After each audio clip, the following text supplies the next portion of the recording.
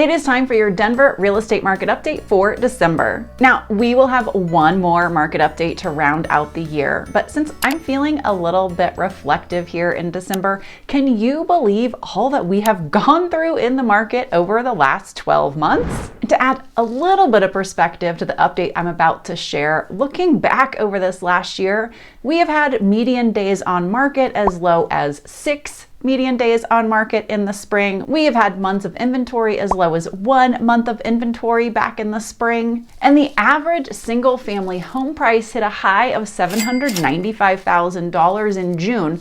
That's from those May closings. So spring was really the hot season of the year. And then those rates really took an uptick and things certainly changed. So now on to our December market update and the November numbers. For under contract here in Denver, we saw 2,500 homes go under contract last month. That's 500 fewer homes than the month before, putting us down 15% month over month. However, we're up 2.5% from the year before. We saw 2,600 closings in November. That's down 250 from the previous month, which is down 9% from that month, and also down 9% from the previous year. November brought us 2,500 new listings, 900 fewer than we had in October. That is down 29% from the previous month, but compared to last year, just off the mark by 1%.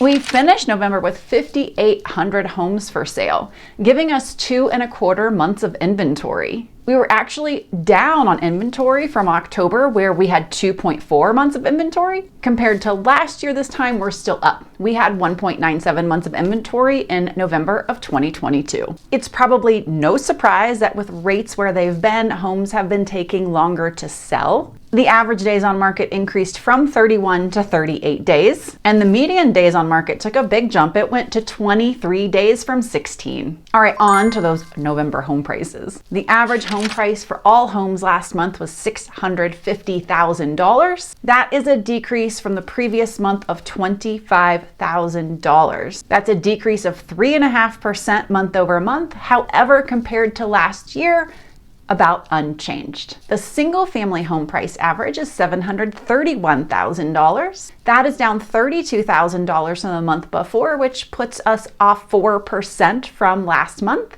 Also from last year, same as the overall, really unchanged. The condo and townhome average price is $466,000 for November. That came down $10,000 from the previous month. That's only a 2% change from October and also relatively unchanged from last year. All right, over to those median prices. The median price of all homes sold last month was $565,000. That is down 10% from the previous month, putting it off the mark by 2%. However, compared to last year, it is up 1%. The median single family home price is $623,000. That is down $14,000 and down 2% from the previous month. Compared to last year though, the median price is up about 1.5%. Condos and townhomes are coming in at $413,000 for a median price. That is down $6,000 from the previous month, putting them off the mark by about 1.5%. However, their median is also up year over year by roughly 2%. As we would expect to see this time of year, unless we had some outside force changing things drastically, the list price to sales price ratio has decreased. It is 96%, whereas last month it was 96.7%. Okay, what are some of my takeaways and observations for you in all of what is going on here? Well, the increase in new listings and under contracts, even seeing that we're up year over year in median home price, is not terribly surprising to me, given all the activity that we've seen in November and even into early December. In fact, those stats are really just confirming what I'm seeing in the market. As we came through September and October, it was really just much more of a tight and slow and sluggish market, right? The rates had really skyrocketed. Through October, it was particularly intense. There was some just real struggle in buyers who wanted to do something, but those rates were defeating. And we had sellers who had their homes on the market, didn't quite want to pull them off in hopes that things would change, or they were overpriced and nobody would touch them anyway.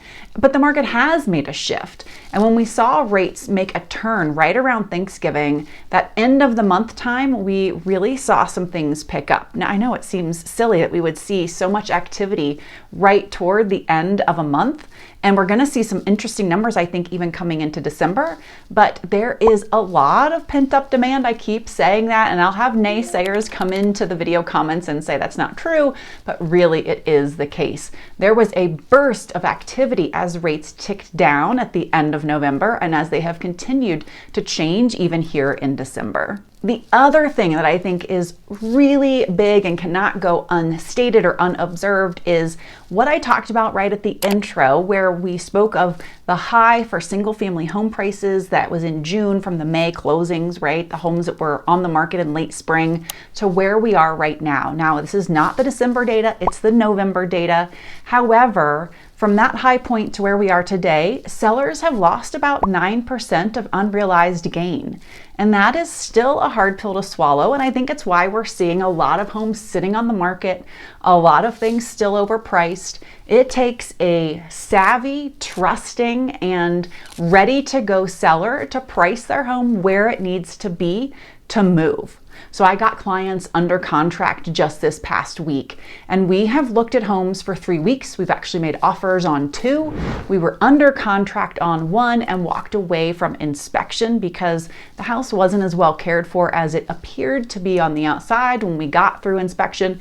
They were willing to negotiate, but then the seller pushed back and they said, no, sorry. The next house, they negotiated on an offer and the seller pushed back, sticking firm to their price. And then we got to the next house. This was honestly the best of all of them, which is typically what happens. And the seller priced aggressively. They priced about $15,000 below where they could have been, and it got them so much traction. Multiple offers and under contract within 36 hours of hitting the market. And my clients won, were thrilled, but it is doable to get traction quickly if you'll just be a little more savvy and present really well in the market. However, most sellers don't want to do that. They want to recapture everything from this year and then some, and feel just a lot of anxiety about what they've seen the market doing. And that in turn is actually hurting them, causing their homes to sit, causing buyers to come in and be more aggressive with their offers, right? In this case, my client offered over list price when the seller would have taken list price, because when you sign a contract stating the list price, you're willing to accept that, but they got more than list price and multiple offers, which meant great terms. The way we crafted our offer, this seller's gonna have the smoothest deal. Once inspection's done, there's nothing left for them to contend with. Now, on the flip side, buyers, you could really get a home that is on average the exact same price as this time last year. How often in the course of real estate history it happens, but not often, do you get to go and buy a home for the exact same price that you could have last year?